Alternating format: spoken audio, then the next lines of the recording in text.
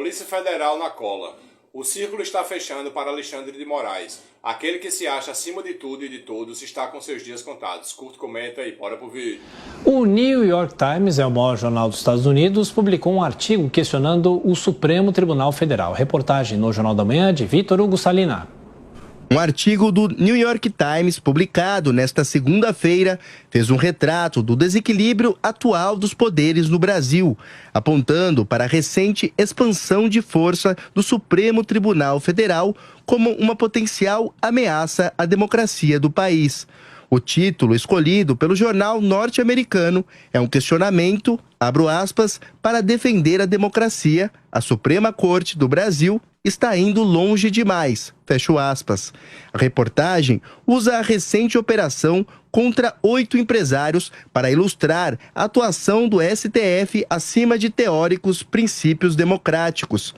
No caso em questão, a Polícia Federal agiu a mando do ministro do Supremo Tribunal Federal, Alexandre de Moraes, com base em conversas privadas de empresários em uma rede de mensagens. Segundo o New York Times, essa teria sido uma demonstração do poder da Suprema Corte e de sua expansão pelo país. A reportagem citou a preocupação de juristas a respeito de ilegalidades na atuação do STF, dizendo que o ativismo judicial de Moraes e seus colegas contam com o apoio de líderes políticos de esquerda e grande parte da imprensa. O artigo se concentrou ainda no poder exercido por Alexandre de Moraes nos últimos anos, resumindo ao leitor casos como o da prisão do deputado federal Daniel Silveira, dizendo que na grande totalidade das ações, Moraes agiu unilateralmente.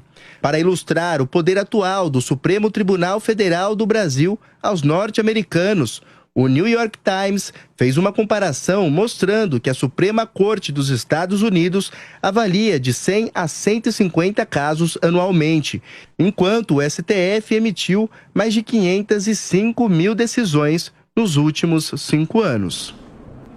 Bom, girando os nossos comentaristas, começando por você, Roberto Mota, o que representa um jornal americano falar sobre o Supremo? É muito pouco, muito tarde, Tiago, mas não deixa de ser um evento digno de nota, porque, em geral, a mídia estrangeira tem sido totalmente cega em relação ao que acontece no Brasil. Ela não só se recusa a enxergar a realidade, como aconteceram episódios em que a mídia estrangeira inverteu o que acontece aqui.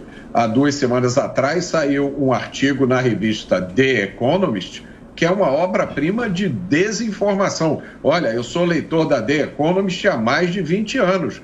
Resolvi parar de ler a revista.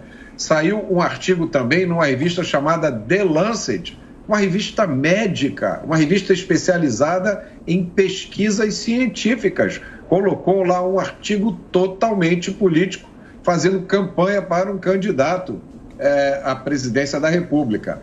E isso não é só com a mídia estrangeira, a gente tem que fazer justiça. A mídia nacional também entrou nessa dança, com poucas exceções, como a Jovem Pan.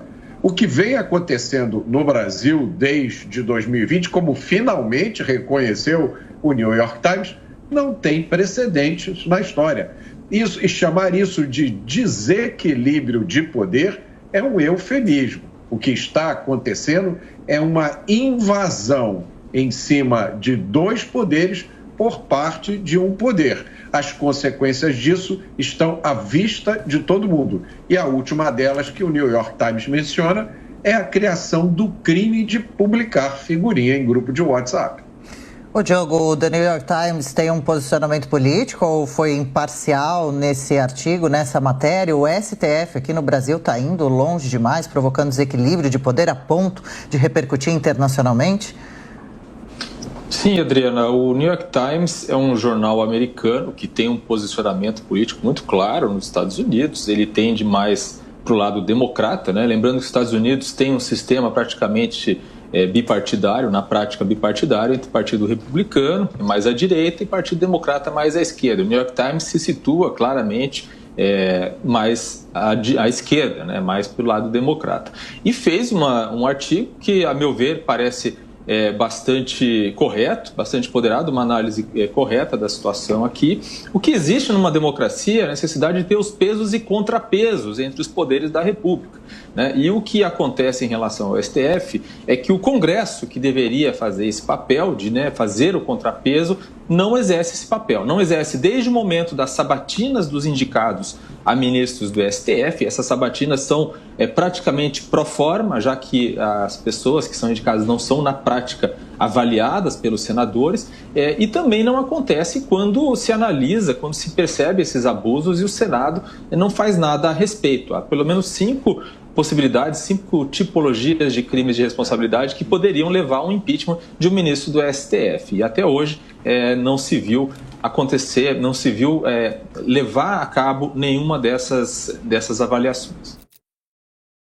Quai, seu app de vídeos curtos.